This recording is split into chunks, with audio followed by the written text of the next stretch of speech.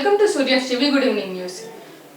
పంట పొలాల్లో విచ్చలవిడిగా యూరియా వాడటం వల్ల క్యాన్సర్ వస్తుందని సీఎం చంద్రబాబు నాయుడు అన్నారు. ఇప్పుడు what is the cost it involves? ఇక్కడంతా ఏంటంటే మెయిన్ గా మనకి ఏమవుతుందంటే మైక్రో న్యూట్రియంట్స్ ఇవ్వడం చాలా రోజుల నుంచి నేనున్నప్పుడంతా కూడా దాని మీద ఫస్ట్ ప్రియారిటీ పెడుతున్నాం. Body needs protein, carbohydrates, to certain extent fat and micronutrients. Same thing, land needs all micronutrients and balancing all factors. దాని బదులు మనం ఏం చేస్తున్నాం అంటే టు స్టిమ్యులేట్ మనుషులను స్టీరాయిడ్స్ వాడినట్టు యూరియా వాడుతున్నాం. That is the biggest problem. Urea వల్ల క్రాప్ ఎక్కువ వస్తుందని ఆశతో యూరియా వాడుతున్నారు. నేను చాలా సార్లు మీకు చెప్పాను, Punjab is a case study. Punjab లో ఈరోజు 2 trains every day cancer patients it is carrying to Delhi. Cancer ఎక్కడైనా సరే కోరిలేషన్ మీరు వెళితే backward, either pesticides or urea, fertilizer, chemical fertilizer or pollution. These are all the reasons. మనం కూడా టాప్ 10 డిసీజెస్ చూస్తే top 10 లో రెండోది అనుకుంటాను. ఇప్పుడు కృష్ణబాబు పాతగా ఇది, ఇప్పుడు గౌరవ్ ఉంటాడు. ఒకప్పుడు క్యాన్సర్ ఇది the second biggest disease or third biggest in Andhra Pradesh. Top 10 లో 3-4 లో, టాప్ 5 లోనే వస్తుంది. 3 or 4 వచ్చే పరిస్థితి వచ్చింది. Tomorrow it will become number 1. ఇక్కడ ఎందుకు వేస్తున్నారు అన్నప్పుడు మనం సాయిల్ టెస్టింగ్ నుంచి వచ్చాం. బాడీ టెస్టింగ్ ఎట్లయితే మనం చేసుకుంటున్నామో సాయిల్ టెస్టింగ్ కూడా చేసి అక్కడి నుంచి సాయిల్ ని బ్యాలెన్స్ చేయాలి with micro nutrients.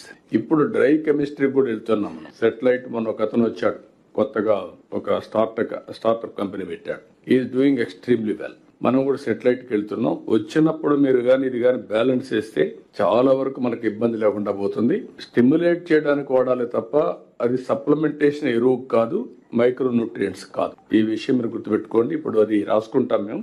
Next year నుంచి ఎంత వరకు అవసరమో ఇట్ ఈస్ ఏదో కొద్దిగా ఇస్తున్నాను కాదు, సాయిల్ ఫెర్టిలిటీని బట్టి, డెఫిషియన్సీస్ బట్టి మైక్రో న్యూట్రియంట్స్ సప్లిమెంట్ చేయాలి. ఇక్కడ వచ్చిందంటే ఫార్మర్స్ అది చేయడం లేదు. దానివల్ల ఏమవుతుందంటే సాయిల్ మొత్తం డిట్రేట్ అయిపోతా ఉంది. దాన్ని మనం బ్యాలెన్స్ చేద్దాం, ఏం చేయాలని వర్కౌట్ చేద్దాం. We're having clarity on that.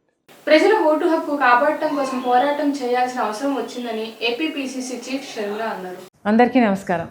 Vote హక్కుని కాపాడడం కోసం ఒక పోరాటం చేయాల్సిన అవసరం వచ్చింది. భారతదేశ రాజ్యాంగం మనందరికీ ఓటు హక్కునిచ్చింది, మన నాయకుల్ని మనమే ఎన్నుకోవడానికి. ఆ ఓటు హక్కుని కాపాడాల్సిన బాధ్యత ఎలక్షన్ కమిషన్ ఆఫ్ ఇండియాకి ఉంది. ఎన్నికలు స్వేచ్ఛగా, నిష్పక్షపాతంగా నిర్వహించాల్సిన బాధ్యత ఉంది. కానీ ఎలక్షన్ కమిషన్ ఆఫ్ ఇండియా ఈరోజు బీజేపీ మోడీ గారి చేతిలో బందీ అయ్యింది. ఎలాగైతే అన్ని వ్యవస్థలు ఇప్పటికే ఈడీ అయినా, సిబిఐ అయినా, ఇన్కమ్ ట్యాక్స్ అయినా, ఆర్బీఐ అయినా, స్టాక్ ఎక్స్చేంజ్ అయినా, ఎలాగైతే అన్ని వ్యవస్థలు మోడీ గారి గుప్పెట్లో బీజేపీ కోసం పనిచేస్తున్నాయో, ఎలక్షన్ కమిషన్ ఆఫ్ ఇండియా కూడా ఈరోజు బీజేపీ కోసమే పనిచేస్తుంది. ఈ విషయాన్ని రాహుల్ గాంధీ గారు దేశం ముందు బయటపెట్టడం జరిగింది.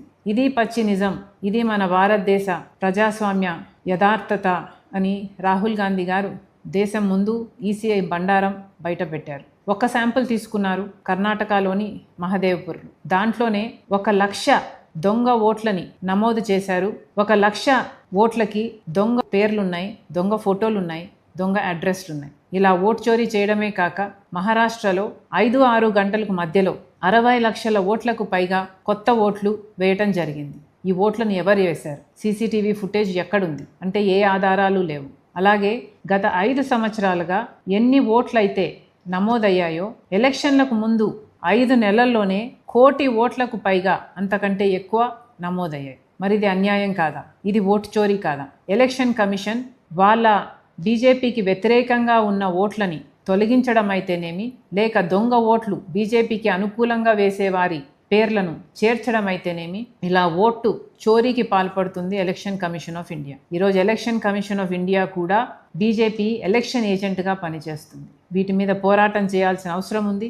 అందుకే రాహుల్ గాంధీ గారి నాయకత్వంలో కాంగ్రెస్ పార్టీ ఈరోజు మన ప్రజాస్వామ్యాన్ని, మన రాజ్యాంగాన్ని కాపాడుకోవాల్సిన అవసరం ఉంది. కాబట్టి ఈ పోరాటాన్ని ఎత్తుకున్నాం. దీనికి మీ మద్దతు కూడా కావాలి, మీ సంతకం కూడా కావాలి. మాతో కలిసి పోరాటం చేయాలని, మన ప్రజాస్వామ్యాన్ని, మన రాజ్యాంగాన్ని కాపాడుకోవాలని మనస్ఫూర్తిగా ప్రార్థిస్తున్నాం. ఉల్లి పంట కొనుగోలు విషయంలో ప్రతిపక్షం డ్రామాలు ఆడుతుందని సీఎం నారా చంద్రబాబు అన్నారు. ఈరోజు టొబాకో 20 మిలియన్ కేజీస్ కొన్నాం. 200 కోట్ల పైన 220 కోట్లు అయింది. 230 కోట్లు ఖర్చు పెట్టాం. అది వేయకుండా ఉండాల్సింది వేసారు రైతులు. వేసిన తర్వాత వాళ్ళని ఇబ్బంది పెట్టకూడదు కొన్నాం. ఇప్పుడు హాలిడే డిక్లేర్ చేశాం. ఆనియన్ లో ఎన్ని డ్రామాలు ఆడాలనో అన్ని డ్రామాలు ఆడుతున్నారు అపోజిషన్. కానీ all of A sudden heavy rains పడడం, ఆ ఉల్లిపాయలన్నీ కూడా వాటర్ రావడం, అది 10 రోజులు ఇది అవడం, ఖరీఫ్ కూడా ముందు వచ్చేయడం, చాలా ప్రాబ్లమ్స్ వచ్చాయి. బట్ దాన్ని ఏ విధంగా ఇప్పుడు 12 రూపాయలు అన్నాం. మళ్ళా రబీ కూడా వస్తా ఉంది, సీజన్ వస్తా ఉంది. కలెక్టర్ కర్నూలు గాని కడప గాని మీరు వర్కౌట్ చేసుకొని ఏ విధంగా చేస్తే రైతులకు లాభం వస్తుందో మనం చేయడానికి సిద్ధంగా ఉన్నాం. ఇప్పుడు అదేవతానే టమోటా వచ్చింది. టమోటా ఈ సీజన్ ఎప్పుడు కూడా 3 సీజన్లు వస్తూ ఉంటుంది. ఇవన్నీ కూడా మనం స్టడీ చేసుకోవాలి. స్టడీ చేసుకుని ఓ సీజన్ వాళ్ళకి ఇబ్బందులు వస్తాయి. ఆ ఇబ్బందుల్లో మరీ రోడ్డు మీద పడకుండా కనీసం కల్టివేషన్ ప్లస్ వచ్చేట్టుగా వస్తే సర్వైవల్ వస్తుంది. ఇప్పుడు చిత్తూరు గాని ఈ ఏరియా అంతా కూడా ప్రాసెసింగ్ పంపిస్తున్నారు టమాటోని రివ్యూ చేస్తే. అదే అన్నమయ్య బయట నుంచి వచ్చేవాళ్ళు, కొంచెం దూరంగా నుంచి అనంతపురం నుంచి వచ్చేవాళ్ళు వదిలేస్తున్నారు. ఇంత దూరం రావడానికి ట్రాన్స్పోర్ట్ ఎక్కువ అవుతుందని. We will bear transport. Minimum రైతుకి నష్టం లేకుండా చేయడం కోసం గవర్నమెంట్ ట్రాన్స్పోర్ట్ పెట్టి ప్రాసెసింగ్ పంపిద్దాం. అలాంటి వినూత్నంగా మీరు ఆలోచించి వేస్ట్ కాకుండా ఉండడం ఒక ఎత్తు అయితే, రెండోది రైతు సర్వైవ్ కావాలి. ఎక్కడ కూడా రైతుకి ఇబ్బంది లేకుండా చేయాల్సిన అవసరం ఉంది. ఇక్కడ ఫుడ్ ప్రాసెసింగ్ కోసం ఒక సెక్రటరీనే పెట్టాం. ఎఫ్పిఓలు, కొత్త ఇండస్ట్రీస్, ఎక్స్పోర్ట్, వెరైటీ ఇవన్నీ తీయడానికి. ఇది కూడా మీరు వర్కౌట్ చేసుకోండి. ఎప్పుడైతే ఈ ట్రాన్సిషన్ న్యూ ఛాలెంజెస్ మీరు గుర్తుపెట్టుకోవాల్సిన అవసరం ఉంది. ఒకప్పుడు నీళ్లు ఉండేవి కాదు, నీళ్లు లేనప్పుడు పంట వేసేవాళ్ళు కాదు. ఒకప్పుడు నాకైతే 10 సంవత్సరాల్లో 8 సంవత్సరాలు అనంతపూర్లో గ్రౌండ్ నెట్ వేస్తే వచ్చేది కాదు పంట. అప్పుడు వచ్చినటువంటి ఇన్నోవేటివ్ ఐడియానే ఇన్పుట్ సబ్సిడీ. అది ఫస్ట్ టైం హిస్టరీలో ఇన్పుట్ సబ్సిడీ వచ్చింది. ఏమిటి, మేము పెట్టుబడి పెట్టాం, విత్తనాలకైనా డబ్బులు ఇవ్వండి అంటే ఇన్పుట్ సబ్సిడీ తీసుకొచ్చాం. అక్కడి నుంచి ఈ రోజు ప్రోడక్ట్స్ వచ్చాయి. డిస్ట్రెస్ సేల్ లేకుండా చూసుకోవాల్సిన బాధ్యత మన పైన ఉంది.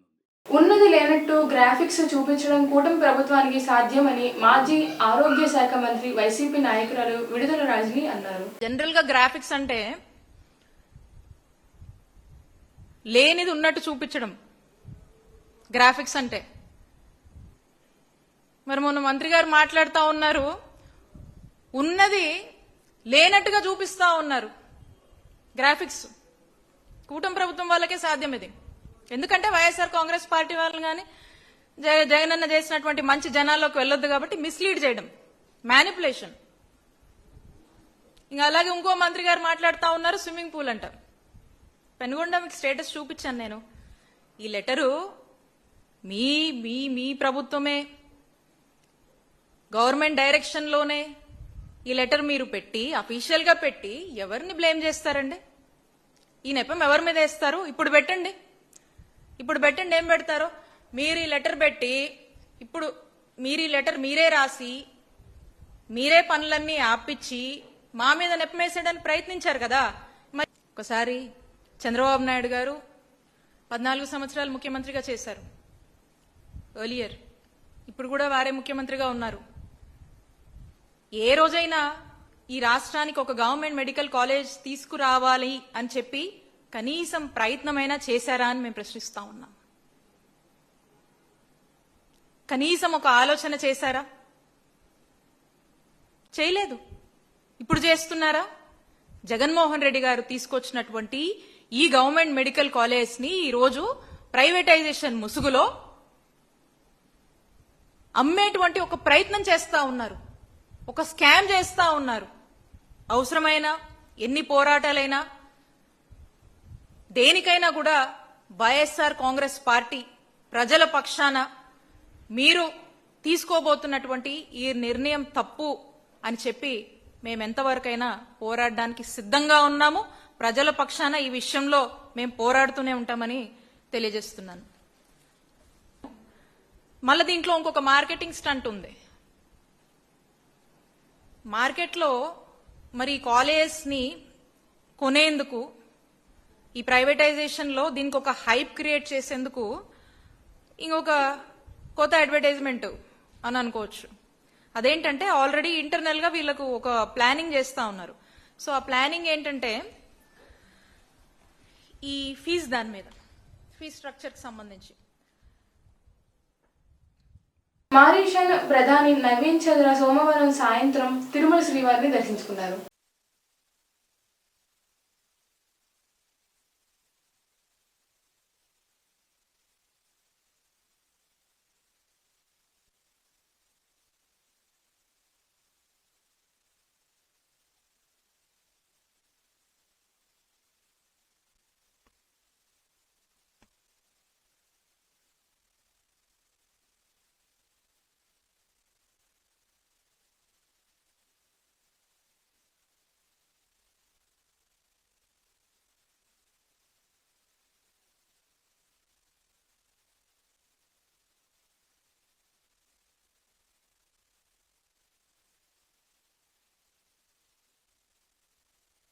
ఈ వార్తలు ఇంతటితో సమాప్తం.